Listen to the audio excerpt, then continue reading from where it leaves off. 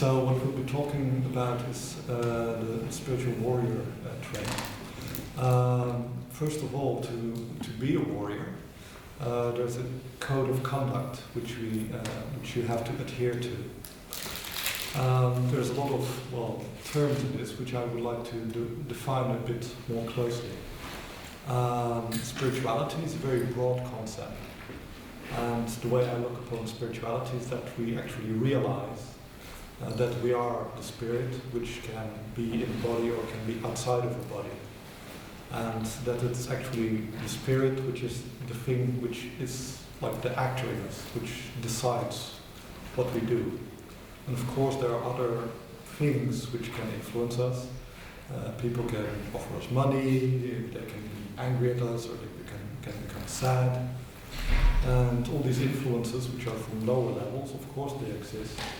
But as a spiritual person, you should see, okay, what does my spirit want, and what does the spirit of the other person want?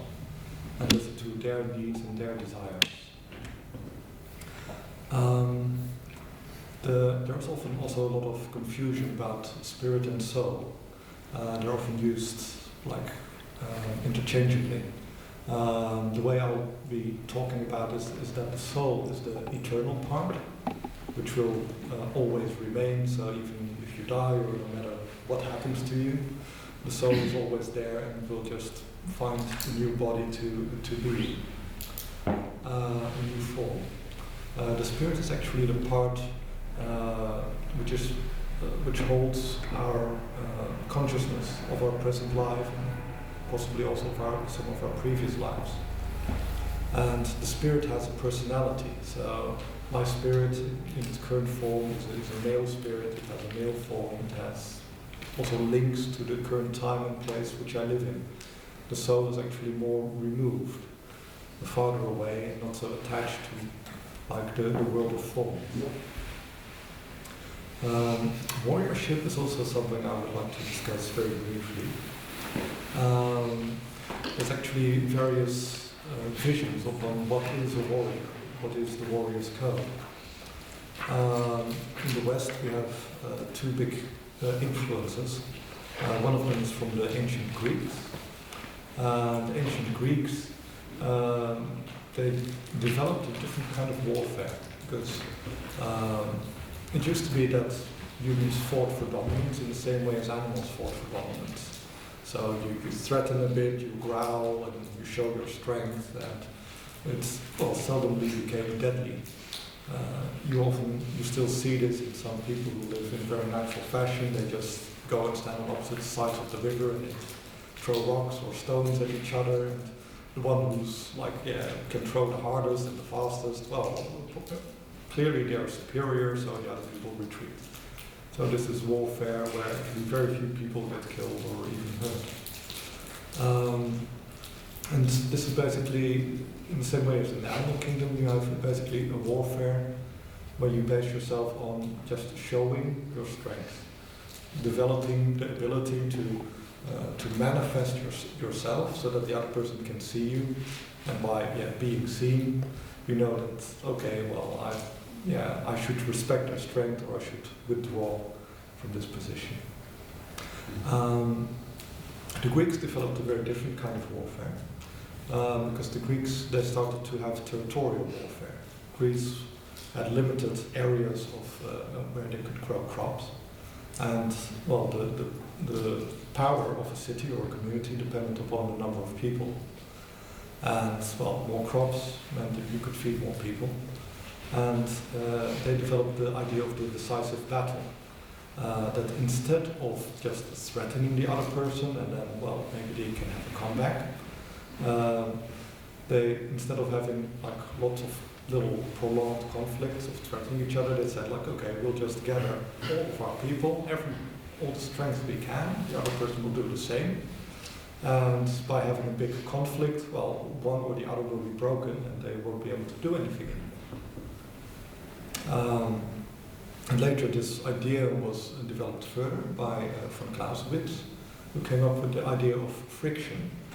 And basically that whenever you do something, you lose something. whether it is when you fight or you march or you train, always there is a loss of strength a little bit.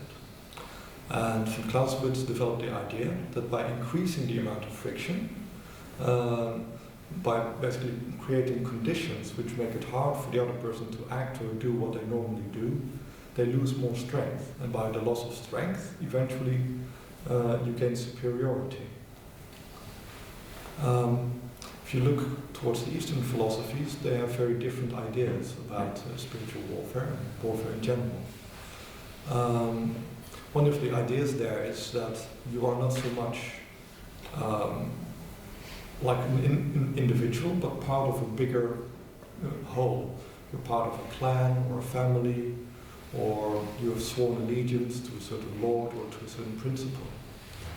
And as such, you do not fear death, or you do not have personal goals in the battle. You fight for your ideals, or the ideals of your clan. And there's also a belief there that your link to these ideals is something which continues beyond death. So even if you fight for your ideals and you die, well, that doesn't matter, because you'll just be reborn and you will continue to fight in the same way.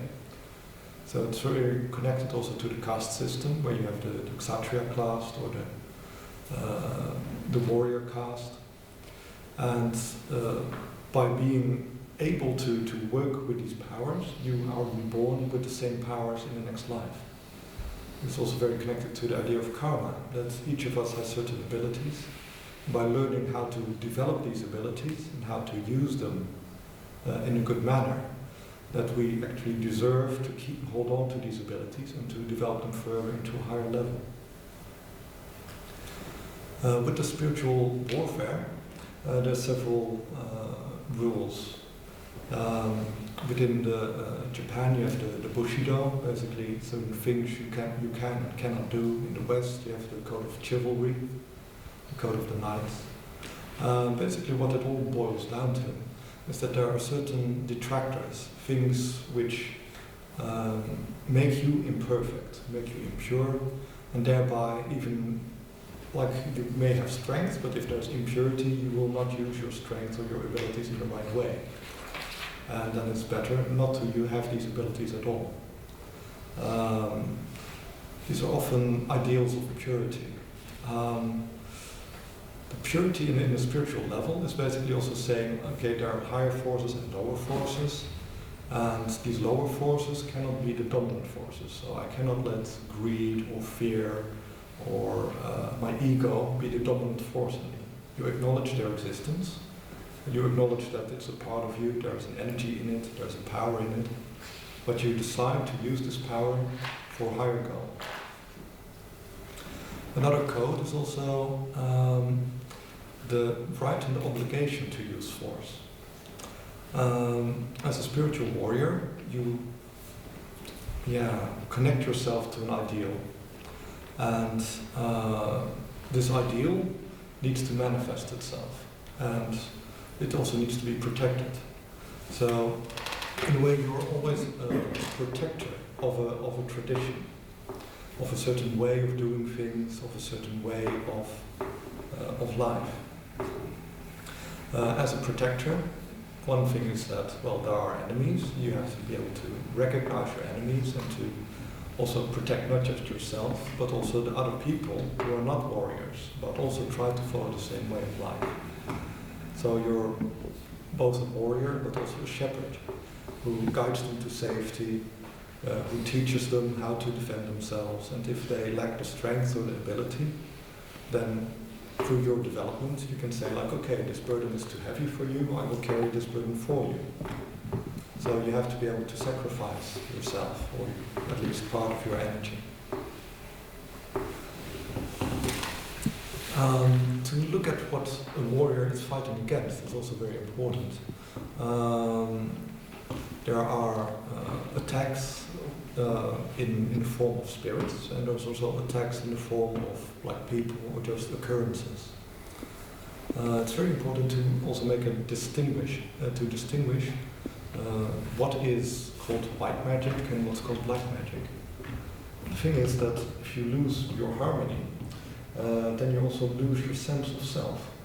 and actually you lose your connection to your spirit. Because if you surrender, if you will, to a desire or to an emotion, you go into a different kind of a current. There's actually 3 currents of power, of energy.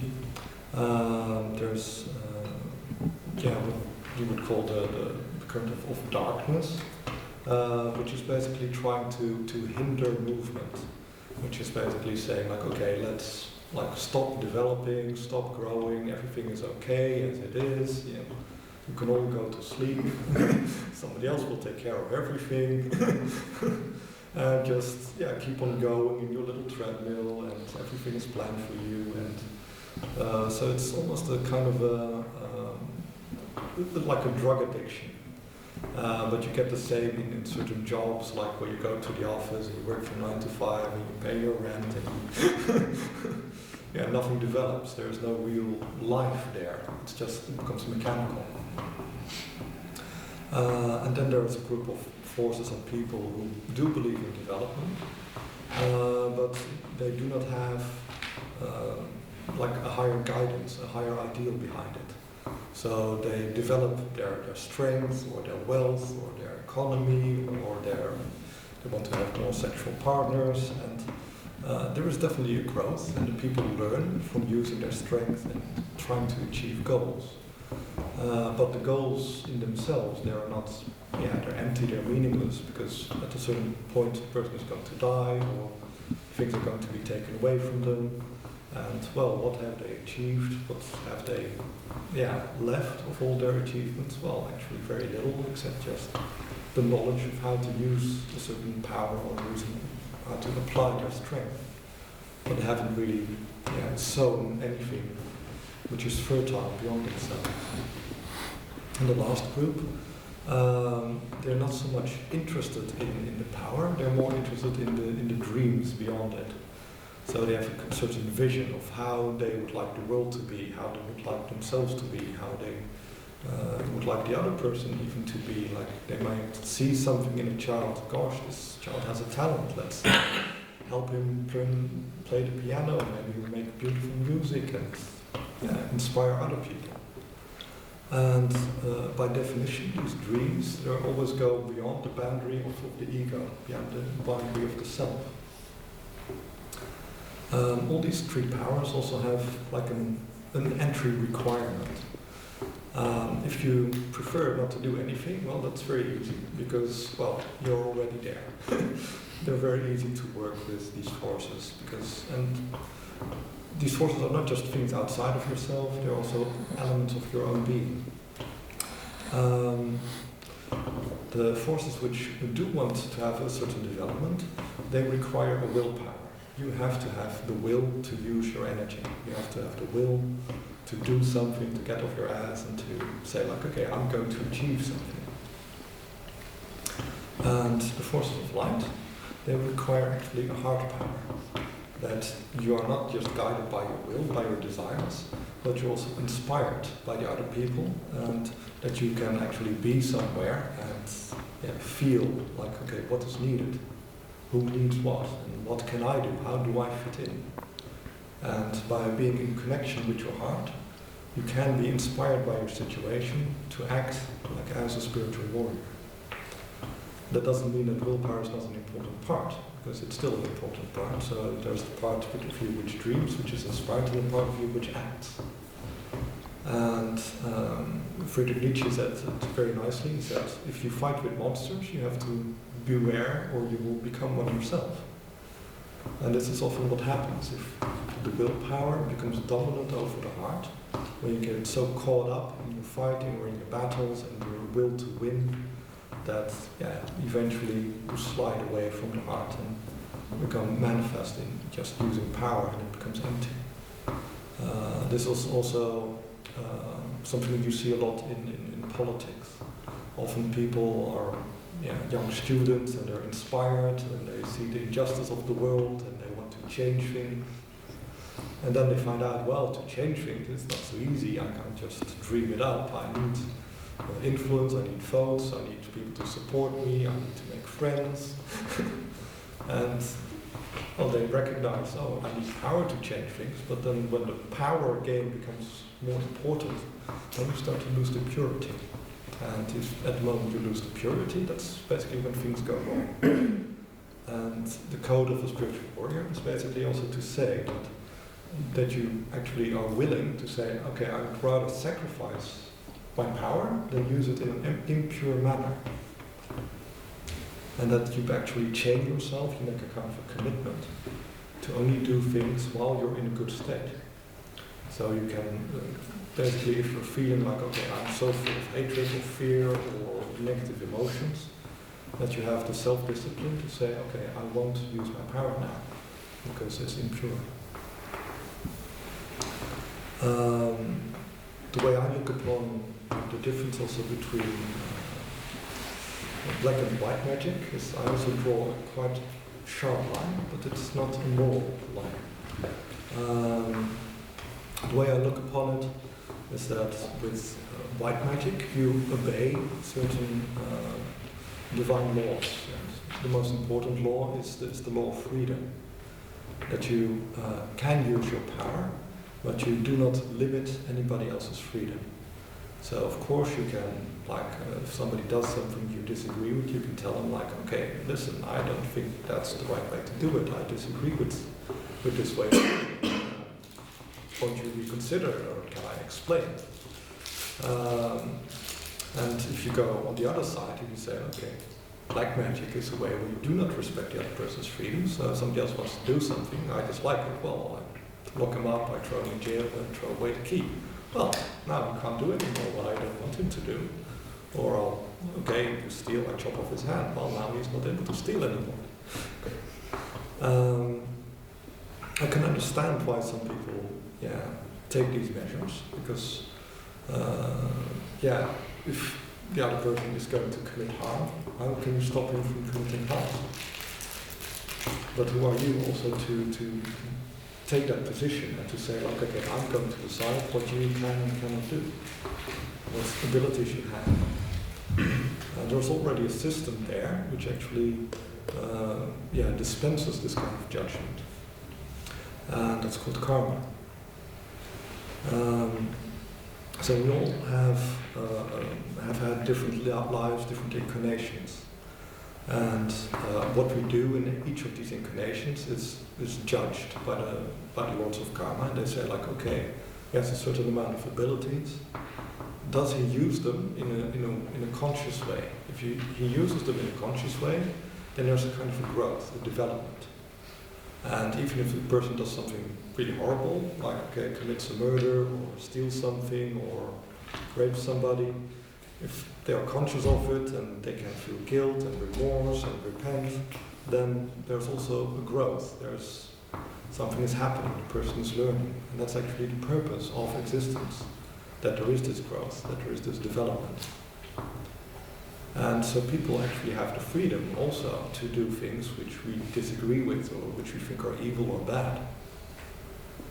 The problem actually arises when a person is unconscious or uses an amount of force which is actually too much.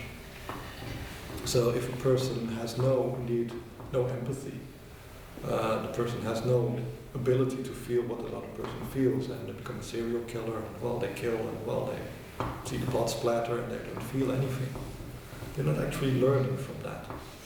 So then you have a case where a person has a certain power, but karmatically they're not ready to use that power. And by wielding it, they're actually disrupting things, and eventually when they die, the lords of karma will say, well, okay, that was not a good idea. So let's turn him into a mouse or something else, which, won't have that ability.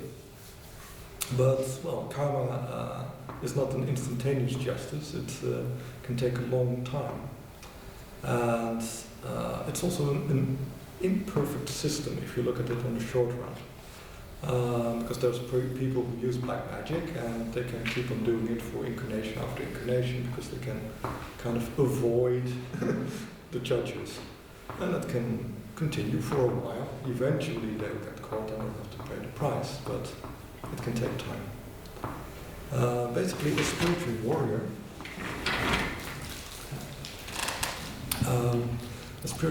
makes a commitment also that when they use their power, they're not going to use it in a way which is conflicting with karma. So some people have a life path in which they will commit a certain crime and do something bad, and this is their lesson. It's often also two parts. To understand something, you have to be both a victim and a perpetrator. Because if you're a victim, you don't understand why has this happened to me. And if you're the person doing that, well, then often you do not understand how bad it is what you're inflicting upon the other person. And by having experienced both sides, you can grow.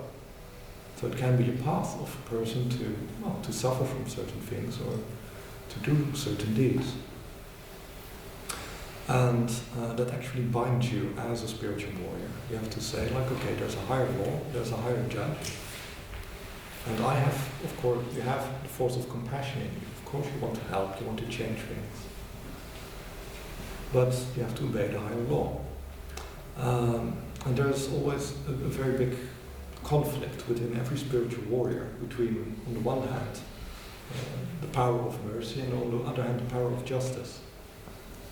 From the power of justice, you want to say okay, well, I want to achieve a certain order, a certain ideal. I think this is good, I think this is right, this is my law, and I want to apply it, I want to shape everything into conforming to my ideals. And if a certain person doesn't fit in or breaks the rules, I want to be able to act against it.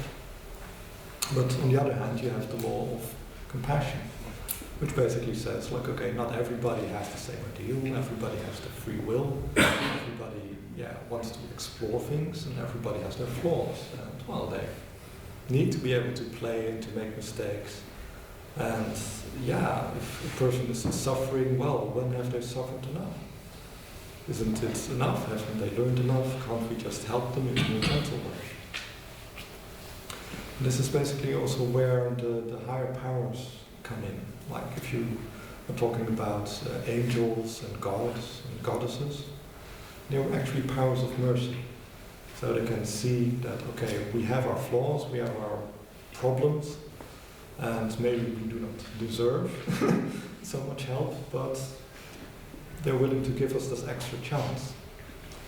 And as a spiritual warrior, you actually have to do both.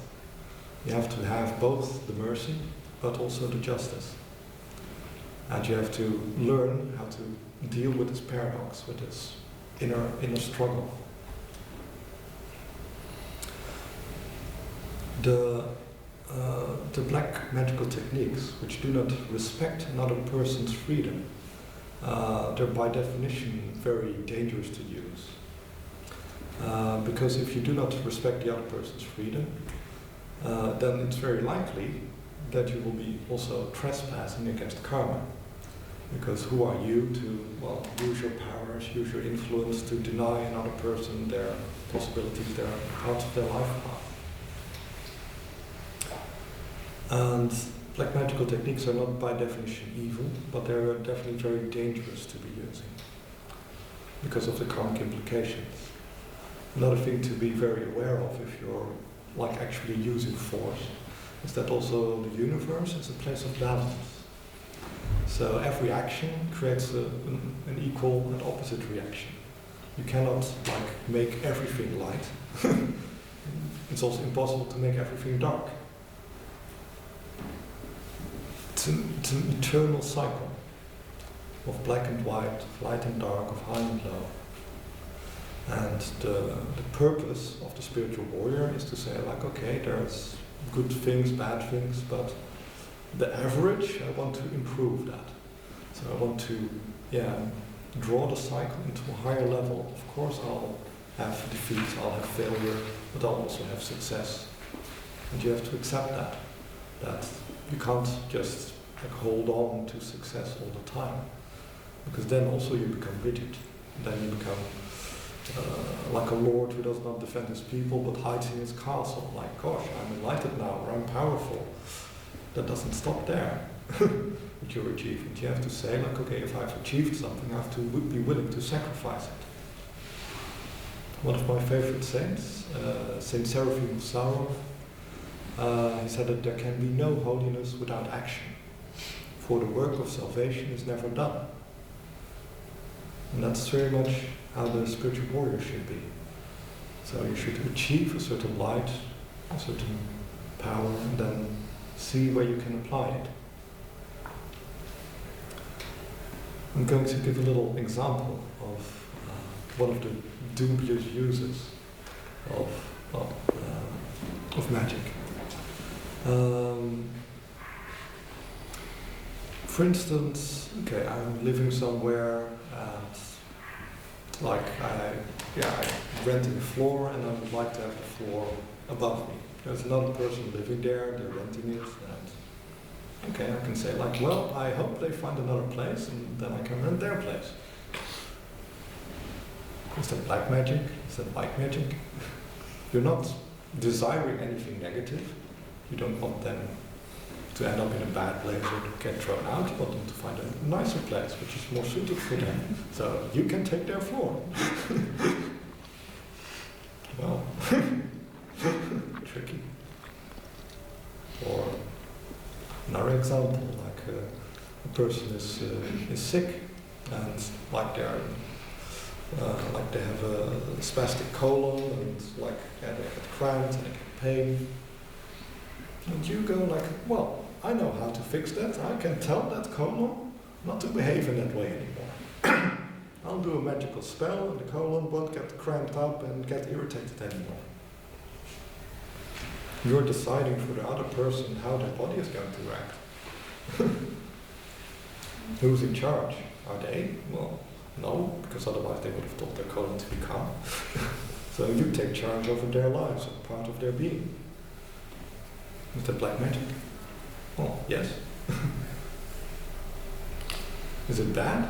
Well, not necessarily. And that's the tricky thing. The important thing, if you are going to use like these techniques, which actually trespass a little bit on other people's domains, is to see if you can do this in the most harmonious fashion. If the other person like wants to move, they have a desire like, oh, I want to leave this floor or I want to heal, and like karma is in agreement, like, oh yeah, it's okay for them to not be sick anymore, they've learned their lessons.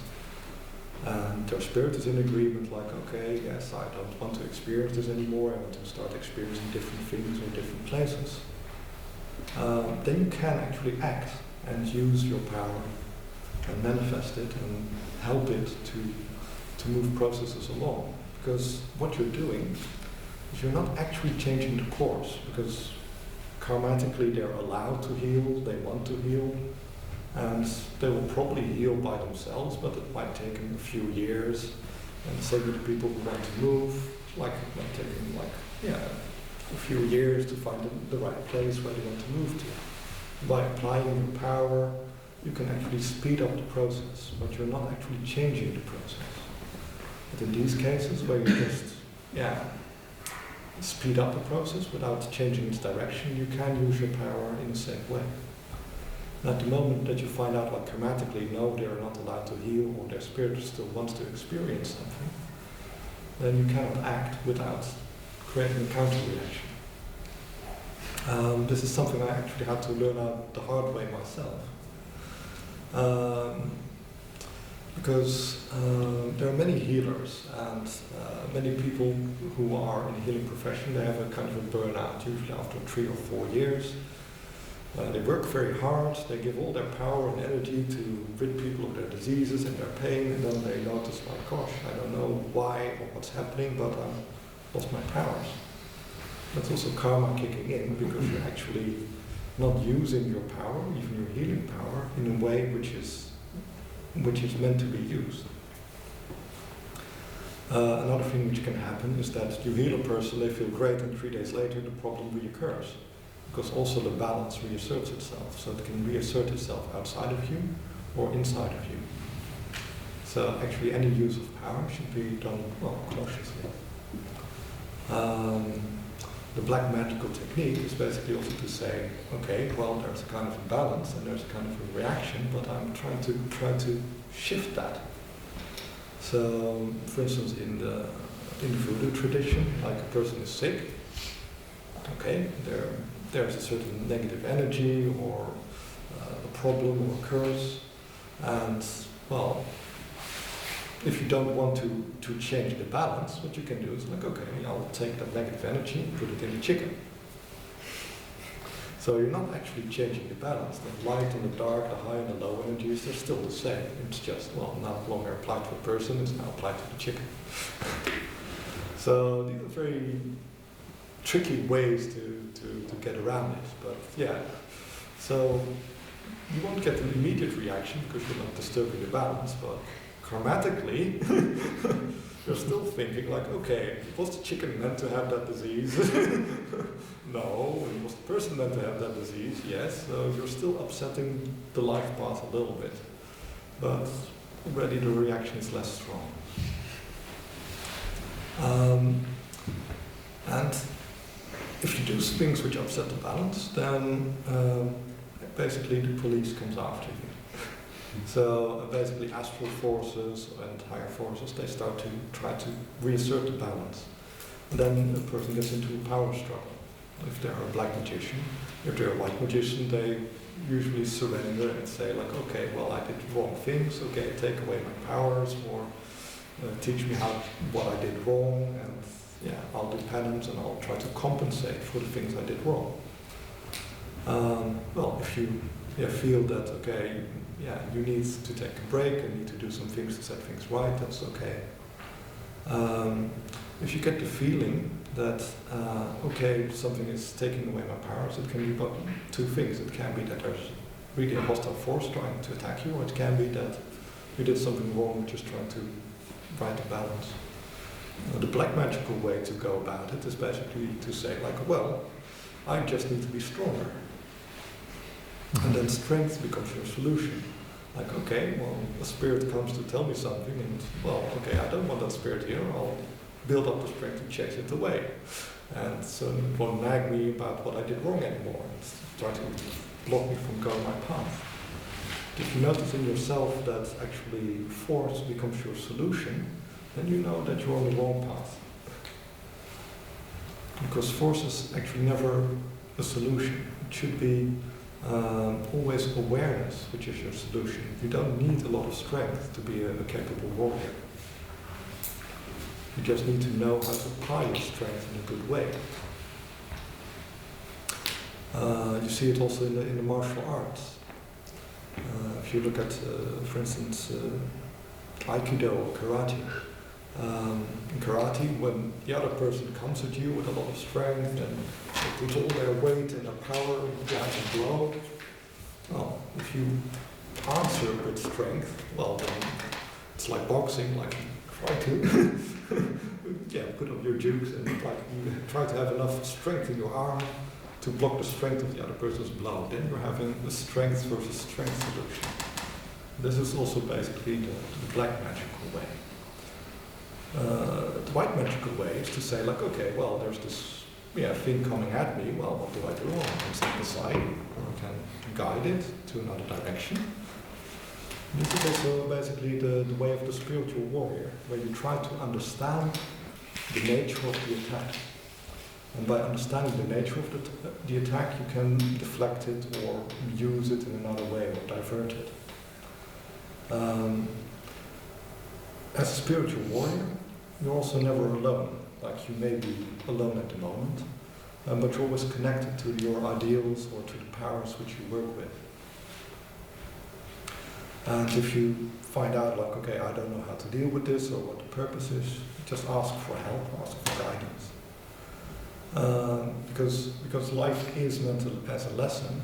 Of course you can get hurt, bad things can happen to you, but if you're under the protection of a group, they'll usually take care that you don't get hurt beyond your ability to recover. It might take a few weeks or a few months for you to recover. But, well, you're definitely not going to forget the lesson. About the nature of attacks. Everybody already has a defensive system. We have our aura and our body, which actually have an immune system to filter out energies which we do not recognize as ours or being healthy. And the trick is, in spiritual combat, that it's more of a combat of deception. So the other person does not know that there's something wrong or that there's a curse or a negative spirit. This is often how spiritual combat functions.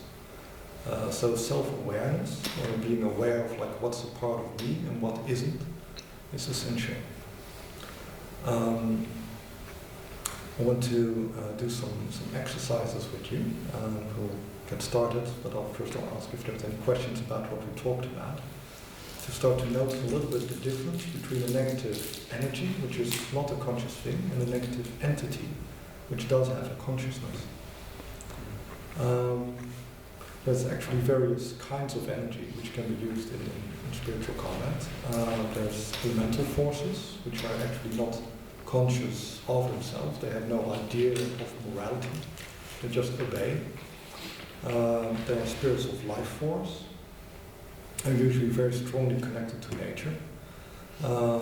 They usually only want to preserve what is there, so they usually don't have a negative agenda, but they can get upset or hurt by, somehow nature being upset or hurt. And then there's the spirits of consciousness, and they can be a lot more troublesome, because they can get stuck in a certain emotion or in a certain frame of mind or in a certain desire.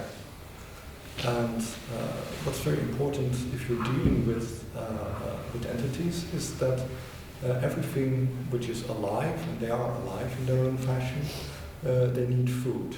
And they always require something which is akin to them. So if there's a spirit which, manifests fear or creates fear, it does so also to, feed itself off this fear.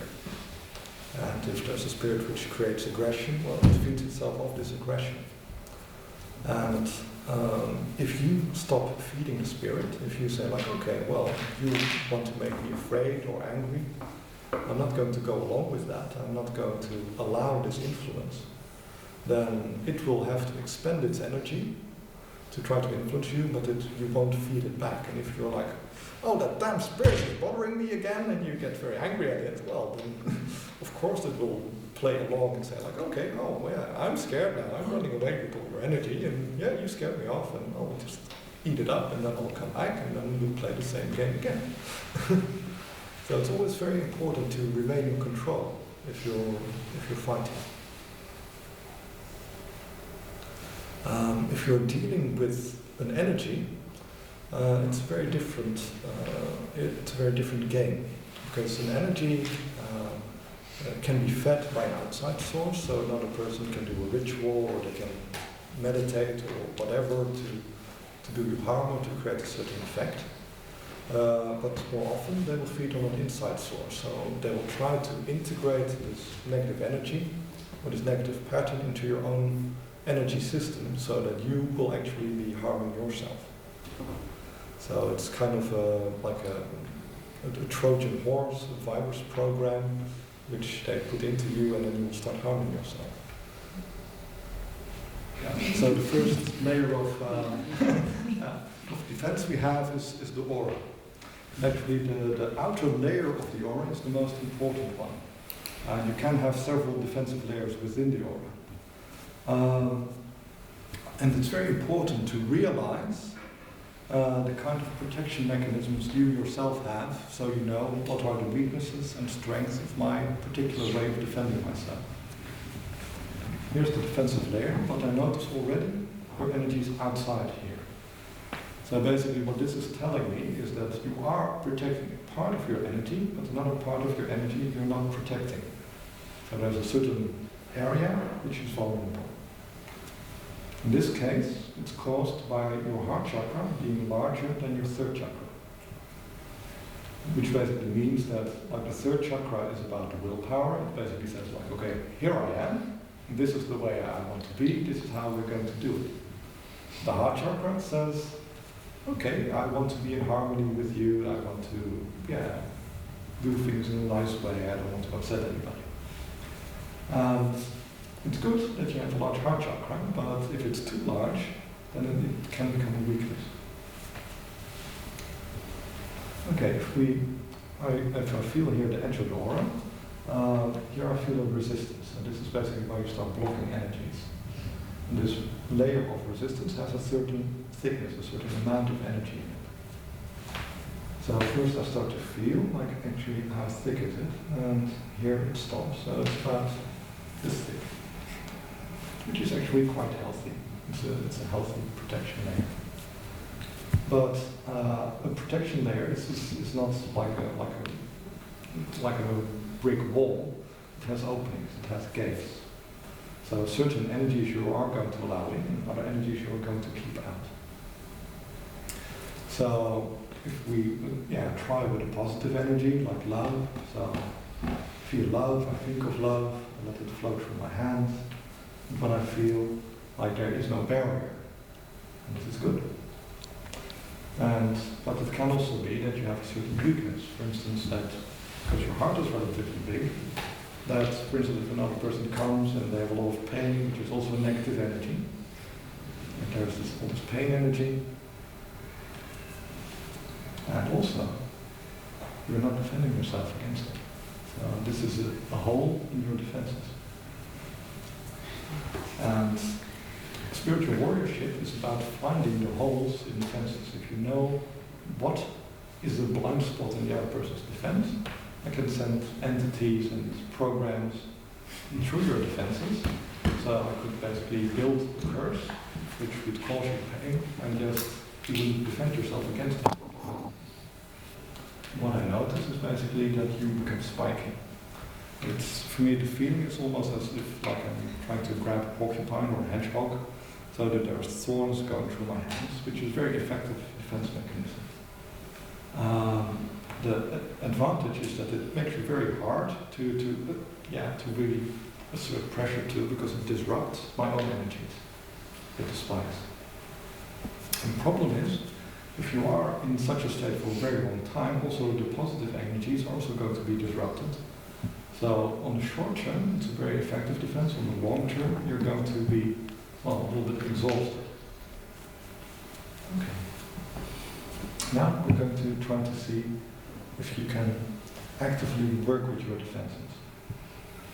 So I'm going to push against your outer edge of the aura, and I want you to use your willpower to counter push, to try to project energies and push me away.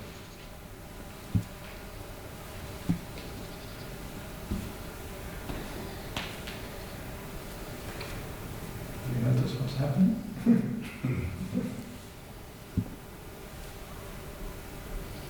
Where does your energy go? Good. Yeah, okay. So basically at the beginning, I noticed a lot of counter pressure because you were willing to go against me. Here I felt a lot of counter pressure. And I noticed, gosh, it's going away. Why? Because the energy goes through your head. Oh, what's happening? Am I doing it right? And at the moment the energy goes through your head, you lose your ability to resist. You lose your strength. So try again. So, are you feeling me? Feeling my energies? Indeed. Okay. Yeah. So go again. Really loosen your knees.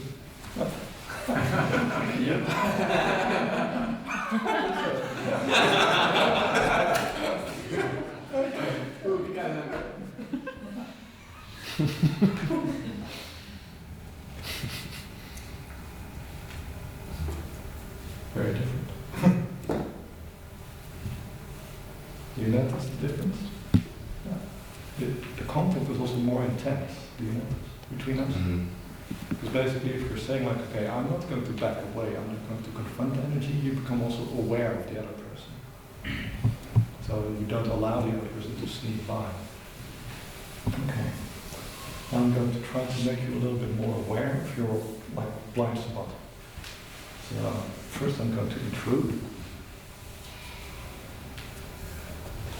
And now I'm going to work on your sympathy. I'm going to go, oh, I'm in pain. Me. Oh, ankle hurts. Not feeling too well. You notice what's happening?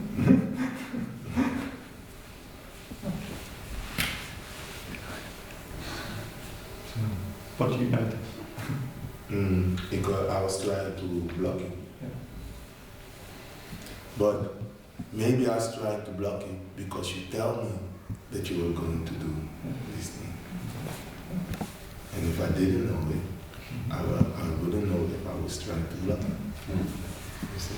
Also part of the spiritual warrior is to be able to transform yourself to say, like, okay, I can be a nice healing person, I can be a nice cook or whatever, but well, at the time I have to put on my armor and be a different person. You don't have to be, don't have to fight all the time as a spiritual warrior, you just have to fight when it's needed. Okay. So we reverse roles.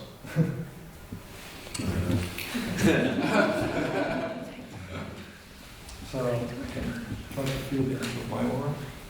You have to go away then.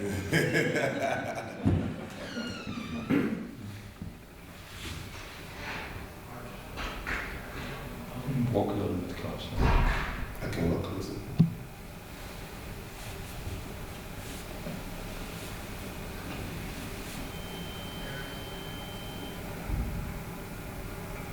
You notice now that you're in contact, while half a step backwards you weren't.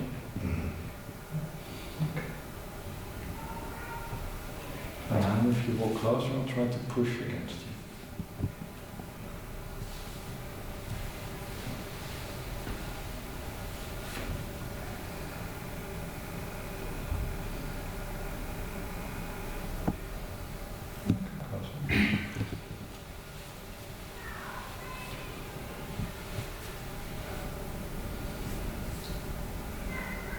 I'll release my pressure so you can feel the difference.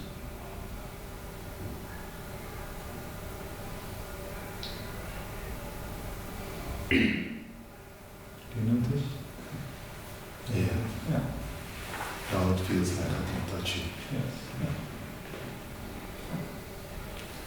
Okay. Put up the wall again.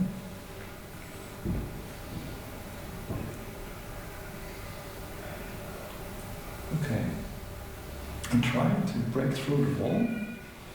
Try to feel what happens to your hand. I'll try to use the same defense mechanism as you did. To become a little bit spiky.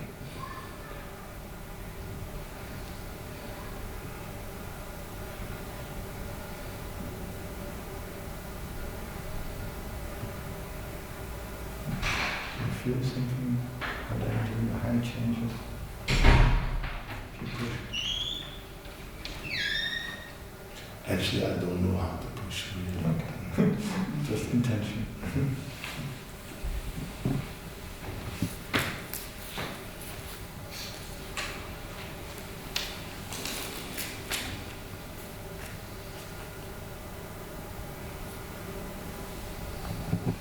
Don't control your hands, just experiment a little bit. See how it feels.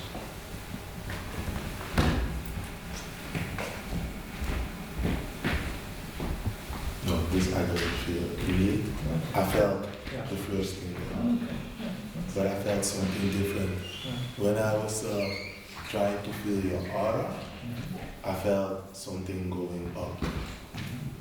You know, I felt energy going over like that. You know, so it was strange. Really, that's it. But I don't know what kind of attention, intention I gotta send to you to go through your God. Yeah. It's usually, well, yeah, you can use several things because often it's like often if you're fighting, it's like a kind of an aggression or hatred or whatever. Usually a heavier energy. So it's a little bit like acting. So Okay, okay. try it again. Yeah, that's right. Okay. I'm gonna act.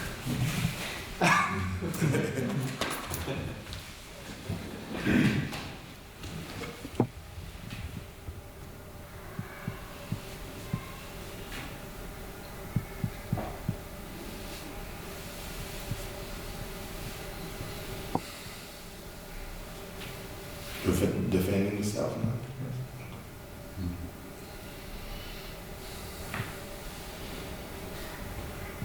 Try to defend more.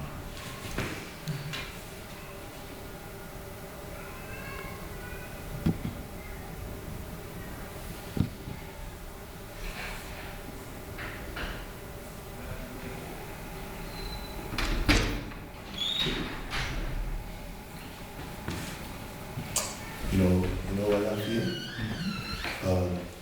I was imagining that I fight with you, that I fight with you brutally. I try to, because it's really you apart. Yeah. And then you was fast. You block everything. You know? So when I was trying to get through, but it was not easy.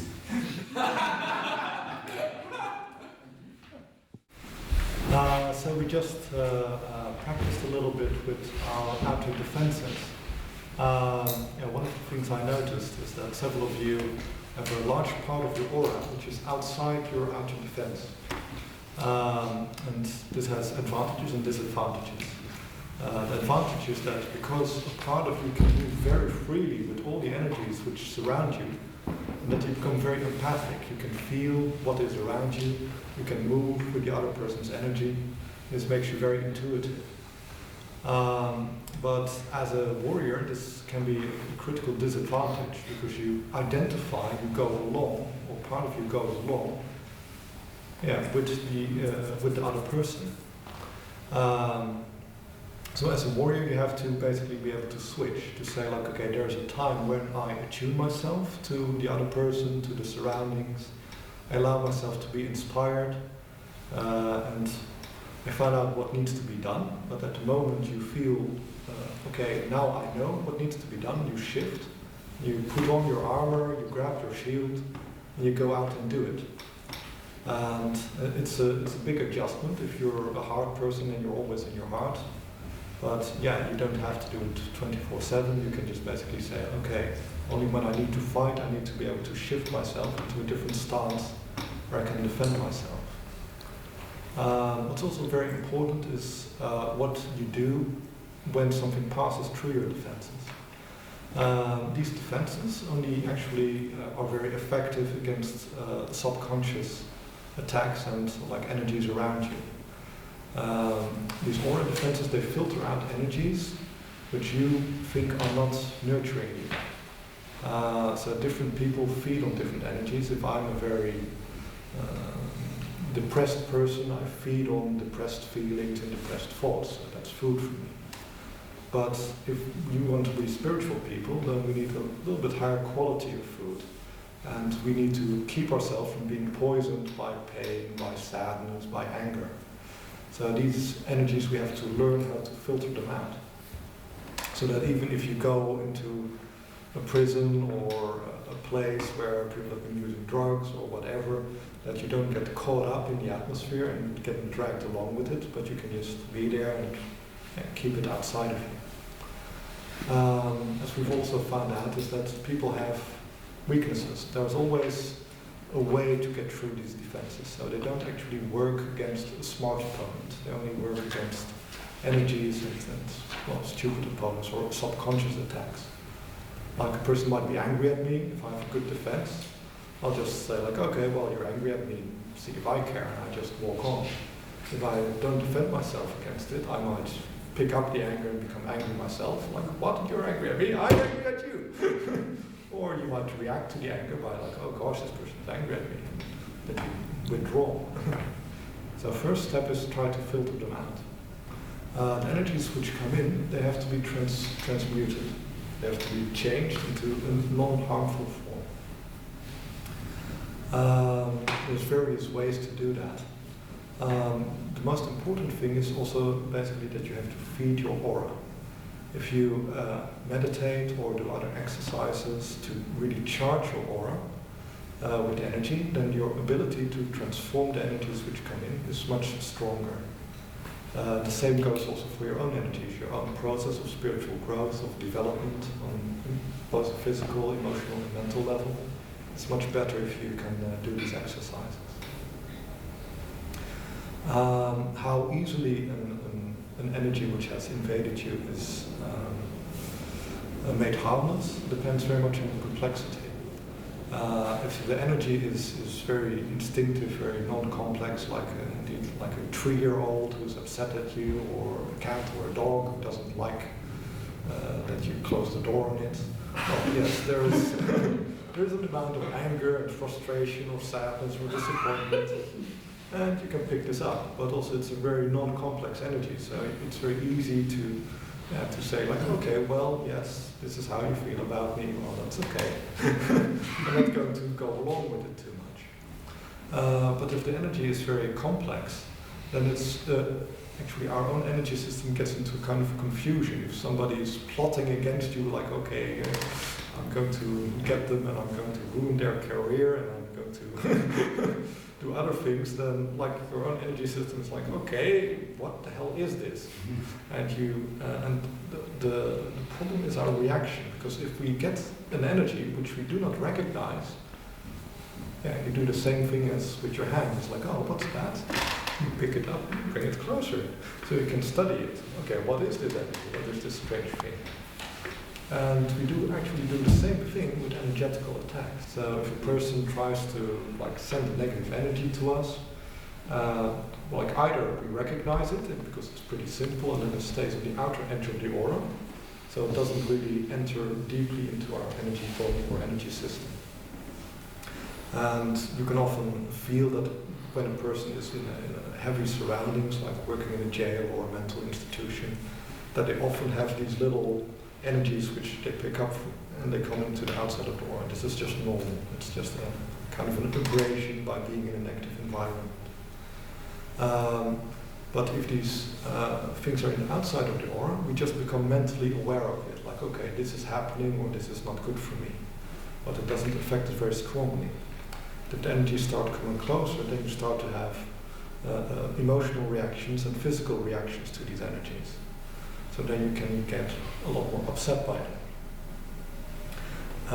And one of the things you have to learn is also that we have the tendency, if we act subconsciously, to really try to understand something, to pull something in, and then slowly work on it from the outside. It's like, okay, what's this and what's that? And you try to pluck it apart. And it's a slow process of digesting it, because if a person doesn't have just one feeling, they often have a whole complex of feelings. Like a person who's angry at me might be doing that because they're sad or because of their ego, and they feel, I don't know, hurt when they were a child because they didn't get enough attention. So there's a lot of emotions in this package you get from other people, and if you try to pluck it all apart, it takes a very long time. The good thing is that when an energy comes in, there's also central parts of it. So central parts of the program which hold it together, which give it a purpose. And instead of trying to plug it apart slowly, if you go more deeply into the core and you pull out the core, then the rest of the energy will lose its cohesion and just become chaotic energy and dissipate. So it's a kind of a technique how to use, you can use to clean the aura. One of the easiest ways to clean the aura against non-conscious attacks is basically to try to send back energy.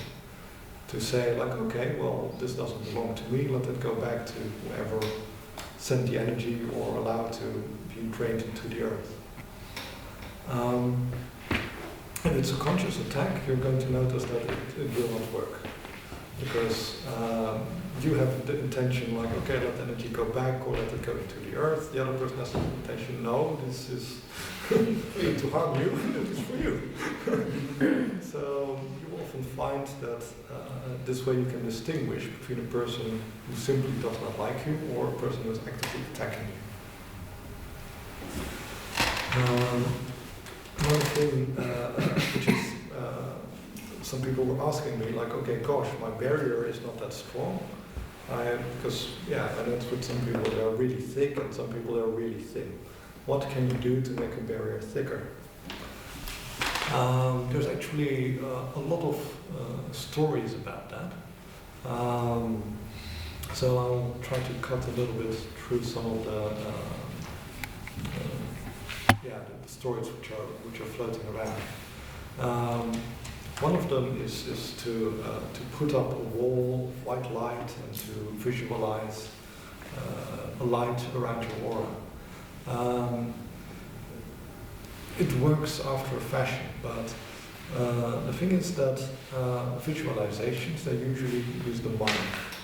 So they protect you against other energies which have a similar frequency. So it deflects other thoughts, but it doesn't deflect emotions or other things. So so an ideal barrier layer should be made up out of both willpower, emotional power, and mental power. So that on all levels that you put up a strong defense. We'll be practicing that pretty soon.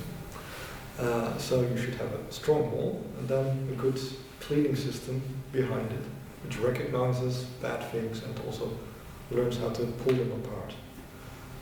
The pulling apart is also basically how you would deal with a curse. A curse is basically a programming which is not yours. As I said, like for instance, like getting a person's colon to work well can also be a curse or a blessing. It's basically some outside guidance. And this outside guidance doesn't respond to your own will, to your own desire. And that's why, even though some things are meant well, they can become a blockage later. So, for instance, like a girl is in love with a boy, and the parents think, well, I don't think that's very good for her. Let's try to break up the relationship because she'll find somebody who's much nicer. Well, that's black magic. And also, it might be appropriate in that situation, but, well, she might end up not finding anybody anymore because the blockage is too strong and it just continues on even though the boy is long gone and forgotten. And that's also the danger with any magic you do or with any curse or blessing you place. If it's not really corresponding with the person's soul and the person's own desires. It gets outdated and then what helped you first becomes a blockage later. Another way to find finding an intrusion is relatively simple, because your own energy has a flow to it. It's like a river. Like the energy comes out of your chakras, flows into the aura, and it flows out a little bit, and also that area surrounding energies also flow into your aura a little bit. So you're a half-open system. If an energy comes in which is not yours, it's basically a programming, it does not actually flow. So you often notice it's like a rock in the flow. So in the aura you can feel such a spot. And gosh, there's an area here which is not flowing, it feels cold, it feels weird. And that basically means that there's a kind of pollution there. Finding a curse is much more difficult. Because a curse actually feeds into your own energy flow, so it's harder to detect. But you can find out like, okay, this is a curse, it's not a part of me because it doesn't respond to your will.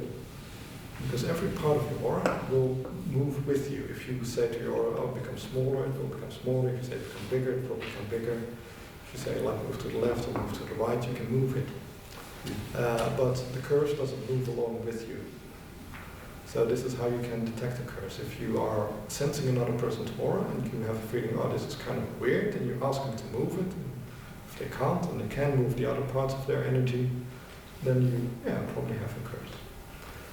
Okay, well, yeah. Is a curse always something that comes from outside, or is it also possible to curse yourself, or even to curse yourself in a past life, or is it, Well, then the energy still corresponds to you. So I would not call it a curse, I would call it a conviction then.